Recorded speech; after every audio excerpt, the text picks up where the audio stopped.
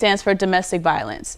I also want to kind of break this, I want to break this myth that domestic violence, men are only the perpetrators. That's not true. Sometimes it can be the women.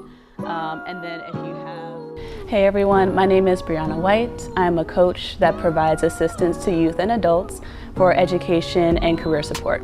I'm also a mental health professional, and today I'm facilitating a workshop with local nonprofit Bridge Builders in Antioch, California, in order to teach about generational trauma and how to build resilience. Who identifies as LGBTQ, it could be woman to woman, it could be man to man, or however they identify their gender.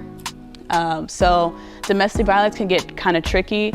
Unfortunately, domestic violence is underreported just because in some areas there really isn't a good system of support, and it's even less reported when it comes to men being the victims of domestic violence. Why do you think it's more unlikely that men report it? If you have to go to the police and report, oh, like my girl or my wife, she's been hitting me, her anger's out of control.